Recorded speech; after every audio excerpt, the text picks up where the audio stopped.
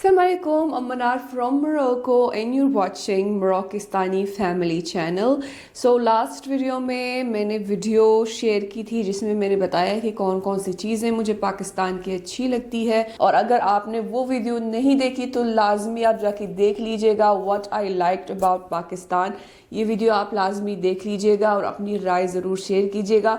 सो इस वीडियो में जो है, जैसे मैंने कहा है कि इस वीडियो में मैं एज अ फॉरेनर कौन सी चीज़ें मुझे ज़रा वियर्ड लगी है, अजीब लगी है पाकिस्तान में या पाकिस्तानी कल्चर से रिलेटेड। आई होप कि इस वीडियो को देखकर किसी को बुरा नहीं लगेगा, क्योंकि आपको समझना चाहिए कि मैं पाकिस्तानी नहीं हूँ, मैं किसी और मुल्क में पली बड़ी हूँ, मेरा कोई डिफरेंट बैकग्राउंड है, डिफरेंट कल्चर है। तो हो सकता है जब आप जो है किसी दूसरे अलग कल्चर में जाते हैं तो आपको कुछ चीज़ें जो है डिफरेंट लगती है, आपको ताज्जुब होता है कि ऐसा क्यों होता है, हमारे यहाँ तो ऐसा नहीं होता। तो ये एक नॉर्मल चीज़ है, मतलब ये किसी के साथ भी हो सकता है और ये एक नॉर्मल चीज़ है। तो आई होप कि किसी को बुरा नहीं लगेगा। And let's start the video. So first thing ये है कि जैसे एक इंडियन मूवी में एक इटालियन शेफ ने बोला है अपने इटालियन एक्सेंट में कि you Indians you put the chilli everywhere, मतलब हर चीज़ में मिर्ची, मतलब इवन के मतलब जो मुझे आज तक समझ में नहीं आया और ना ही मैं कभी ट्राई करूँगी, मैंने आज तक ट्राई नहीं किया और कभी नहीं ट्राई करूँगी। फ्रूट में मसाला, मतलब फ्रूट में नमक, काली मिर्च, चाट मसाला, मतलब ये चीज़ मुझे कभी समझ में नहीं आई और ना ही मैं कभी ट्राई करना चाहूँगी। मतलब शायद कभी ट्राई किया होगा लेकिन मुझे बिल्कुल अच्छा नहीं लगा और ना ही मैं कभी ट्राई करना पसंद करूँगी। मतलब ऑरेंज में नमक या काली मिर्च रखना, अमरूद में मसाला होता है, तरबूज में भी काली मिर्च और एप्पल में भी मसाला, मतलब ये चीज़ मुझे कभी जो है समझ में नहीं आई और ये वाहिद चीज़ है जो मैं कभी ट्राई करना नहीं पसंद करूँगी और कभी नहीं ट्राई करूँगी। मतलब फ्रूट की तरह खाना चाहिए, उसका मतलब उसमें भी एक मिर्चों वाला जायका चाहिए, ये मुझे समझ में नहीं आया। दूसरी चीज़ ये है कि मोरक्को जो है, मोरक्को में सारे मुसलमान एक ही मज़हब के होते हैं, मतलब एक ही मज़हब से बिलोंग करते हैं। पूरे मोरक्को में मुसलमानों का एक ही मज़हब है और वो है सुन्नी मालकी मज़हब है। तो ये मतलब वो माहौल नहीं है जिसमें डिफरेंट मज़ाहिब है, इख्तिलाफ है, जो भी है सारे एक ही मज़हब के हैं। तो ये चीज़ नहीं है, तो सारे के सारे एक ही मज़हब के हैं। तो जब मैं पाकिस्तान गई हूँ तो मुझे एक चीज़ बहुत अजीब लगी है कि कोई जो है जुम्मे के दिन 1 बजे जुम्मे की नमाज़ पढ़ के आ रहा है, कोई 3 बजे नमाज़ पढ़ के आ रहा है जुम्मे का। तो पता चला कि वहाँ पर मसाजिद में डिफरेंट अज़ान की डिफरेंट टाइमिंग होती है। पता नहीं किस हिसाब से जो है ऐसा होता है कि मसाजिद में जो है हर मस्जिद की अलग टाइमिंग होती है। मतलब कोई 1 बजे जुम्मे की नमाज़ होती है, कहीं पर 3 बजे जुम्मे की नमाज़ होती है। तो ये चीज़ नहीं है मोरक्को में, इसलिए कि वहाँ पर एक ही मज़हब है, सारे मसाजिद जो है एक ही टाइम पे अज़ान देती है, जुम्मे की नमाज़ एक ही टाइम पे होती है और सारी चीज़ें एक जैसी होती है। तो मेरा यही बैकग्राउंड है, मैं ऐसे कंट्री में पली बड़ी हूँ जहाँ मतलब ज़्यादा मज़ाहिब नहीं, एक ही मज़हब है। पाकिस्तान में ये है कि मज़ाहिब है ज़्यादा, मतलब एक मज़हब नहीं है। तो ये चीज़ देखने को मिलती है, तो जो कि मुझे थोड़ा सा जो है वो डिफरेंट एंड थोड़ा सा ताज्जुब हुआ है देखकर।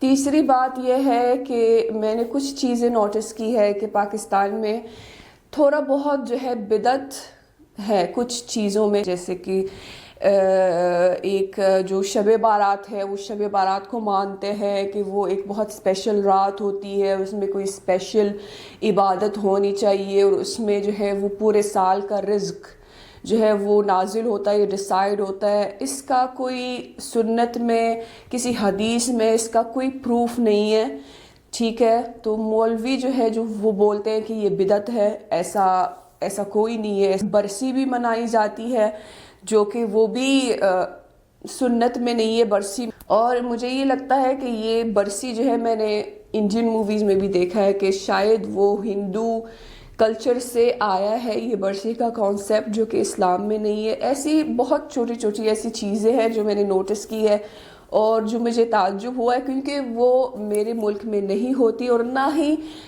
جو ہے اس کا اسلام سے کوئی تعلق ہے یا کوئی اس کے حوالے سے کوئی حدیث ہے جو اس کو انڈورس کرتا ہے. ایسا کچھ نہیں ہے.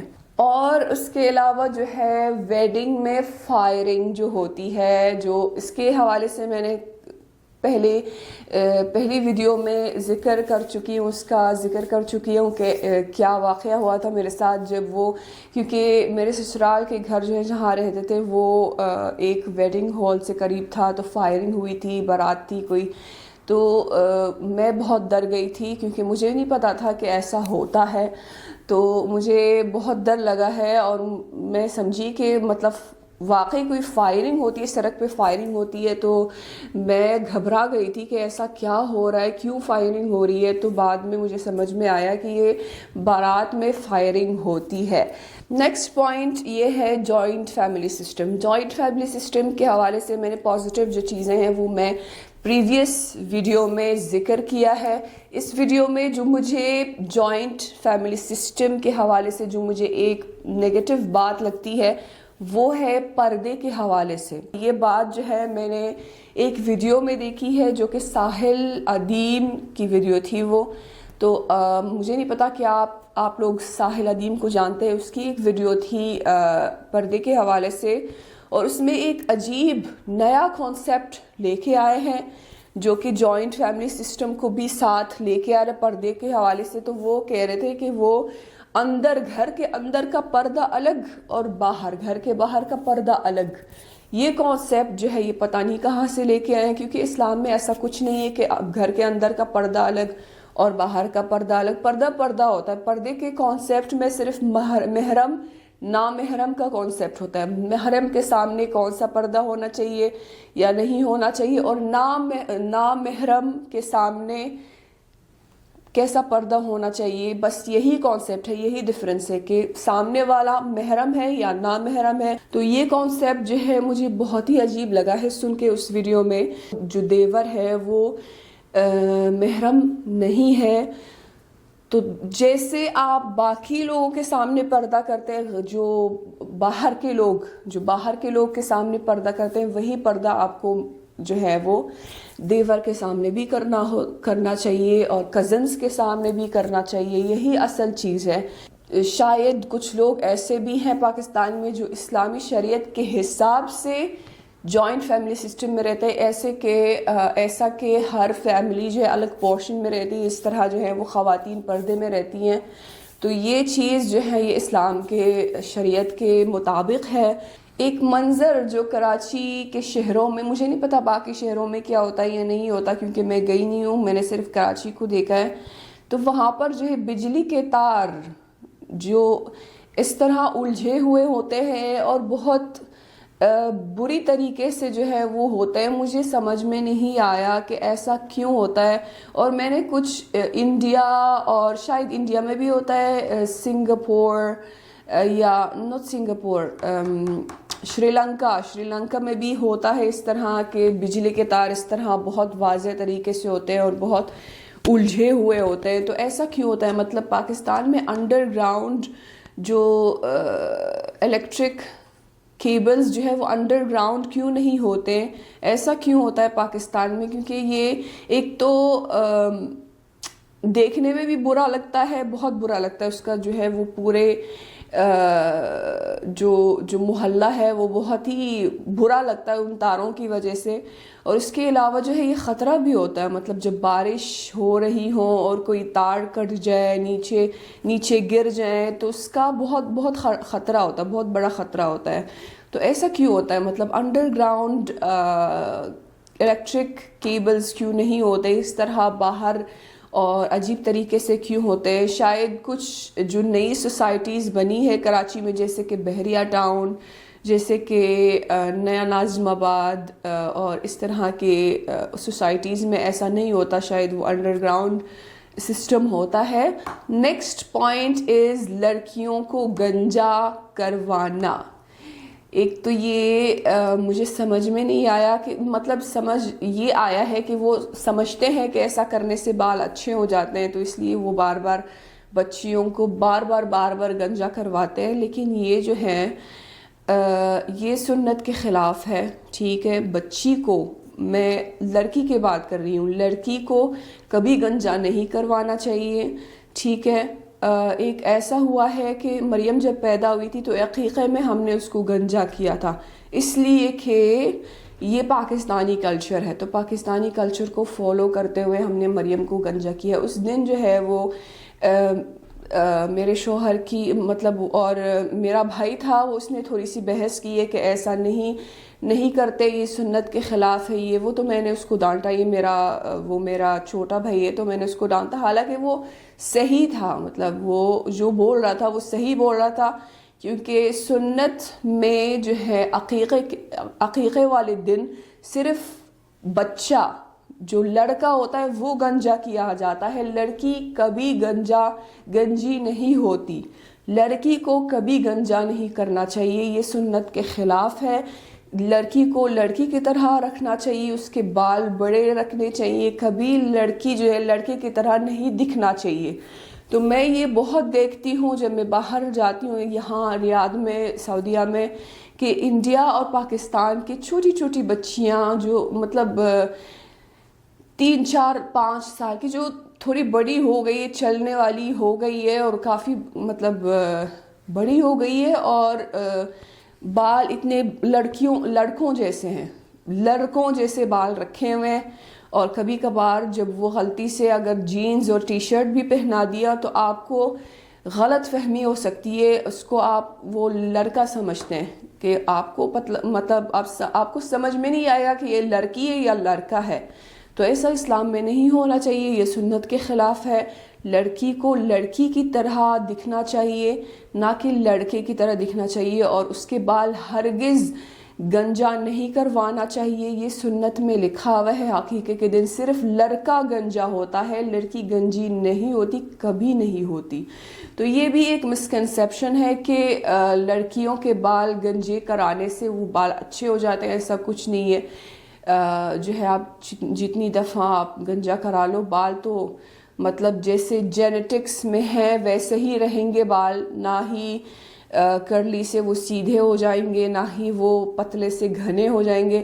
شاید کچھ ٹریٹمنٹ کروا کے، کچھ لگا کے، کچھ مطلب ہربل ٹریٹمنٹس کرا کے شاید بال ہیلدی ہو جائے، صحت مند ہو جائے، کچھ مطلب اس کے ٹیکسچر چینج ہو جائے، لیکن گنجا کرانے سے کچھ نہیں ہوتا، یہ ایک مسکنسیپشن ہے، پلس سنت کے بھی خلاف ہے۔ نیکسٹ پوائنٹ جہیز کے حوالے سے ہے۔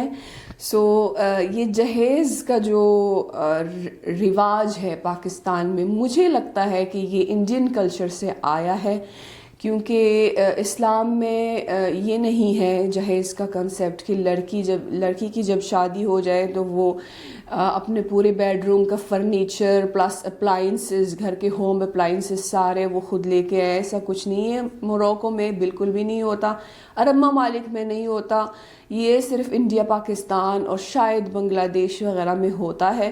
تو یہ میرے خیال سے کہ یہ وہی انڈین کلچر سے ہی آیا ہے پاکستان میں، اور آج کل جو ہے کچھ لوگ جو پڑھے لکھے ہیں، جو سمجھدار ہیں، وہ اب اس چیز کے خلاف ہونے لگے ہیں، اور اب وہ بولتے ہیں کہ ہمیں لڑکی سے کچھ نہیں چاہیے، لیکن پھر بھی جو ہے وہ پھر بھی لوگ کرتے ہیں، پھر بھی لڑکی والے یہ بوجھ اٹھاتے ہیں اور یہ سب کرتے ہیں تاکہ جیسے کہتے ہیں کہ منہ بند کر لے سسرال والوں کا، تاکہ وہ ان کے پاس کچھ کہنے کو نہ ہو، لڑکی کو کبھی تانا نہ دے، کچھ نہ دے، تو اس لیے جو ہے وہ یہ تکلف کرتے ہیں اور یہ سارے چیزیں اپنا مطلب فرض سمجھ کے نبھاتے ہیں۔ اور سب سے آخری بات یہ ہے، یہ ایک سوال ہے کیونکہ عربی میں جب آپ کسی سے مخاطب ہوتے ہیں you, when you want to say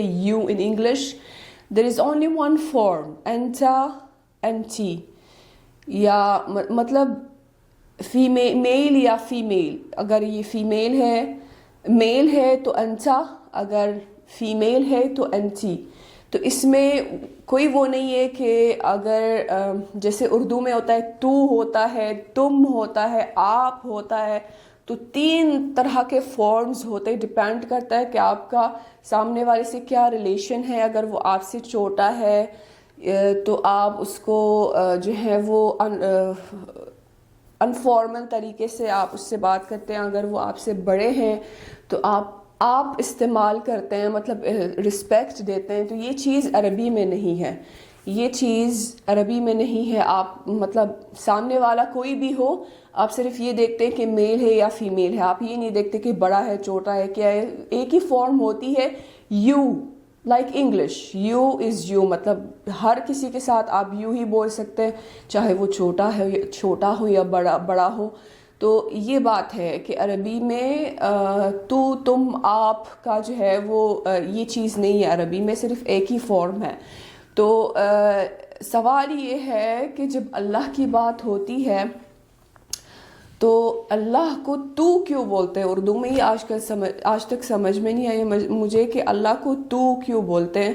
باقی جتنے بھی مطلب جو عام کنورسیشنز ہوتی ہے اس میں جو ہے وہ ذرا لحاظ ہوتا ہے کہ بڑے کو جو ہے آپ کہتے ہیں، اور آپ صلی اللہ علیہ وسلم کو جو ہے ان کو بھی آپ کہتے ہیں، لیکن اللہ کو تو مطلب ہو سکتا ہے کہ اس میں کوئی لاجک ہو جو مجھے سمجھ میں نہیں آتی کہ اللہ کو تو کیوں بولتے ہیں. مطلب کوئی ریزن ہوگی، کوئی لاجک ہوگی، لازمی کوئی لاجک ہوگی، کوئی ریزن ہوگی جس کی وجہ سے اللہ کو تو بولتے ہیں اردو میں. تو یہ چیز مجھے سمجھنی ہے، تو آپ پلیز کامنٹس میں لازمی بتائیے گا مجھے، کیونکہ جب تک مجھے یہ سمجھ میں نہیں آئے گا، یہ ریزن سمجھ میں نہیں آئے گا، یہ لاجک سمجھ میں نہیں آئے گی، تو مجھے تھوڑا عجیب سا لگتا ہے کہ اللہ کو اور تو استعمال ہوتا ہے. مطلب کیونکہ جیسے میں نے بولا ہے کہ عربی میں یہ چیز نہیں ہے. اللہ کو یا آپ کسی سے بھی مخاطب ہوتے ہیں تو ایک ہی فارم ہوتا ہے انتا. تو یہ نہیں ہے کہ آپ کس سے بات کر رہے ہیں اس لحاظ سے آپ ڈیسائیڈ کریں گے کہ آپ کون سا لفظ استعمال کریں گے. یہ چیز نہیں ہے عربی میں. تو پلیز آپ کامنٹس میں لازمی بتائیے گا کہ اس کے پیچھے کیا لاجک ہے، کیا ریزن ہے، تاکہ مجھے سمجھ میں آئے. اور یہ تھے کچھ پوائنٹس جو مجھے پاکستان اور پاکستانی کلچر کے بارے میں تھوڑی سی عجیب لگی ہے. کچھ چیزیں جو میرے دماغ میں اس کے بارے میں جو ہے مجھے کلیئر کرنی تھی. آئی ہوپ کہ میں نے اس ویڈیو میں کچھ غلطیاں نہیں کی ہے، کچھ کسی کو برا نہیں لگا ہوگا. میں ایز اے فارنر، جیسے میں نے کہا کہ میں ایک اور کلچر سے آئی ہوں، میں کسی اور ملک میں پلی بڑی ہوں، تو میری جو بیک گراؤنڈ ہے وہ الگ ہے. تو اس لحاظ سے جو ہے میں کسی اور اینگل سے جو ہے شاید میں چیزیں دیکھتی ہوں.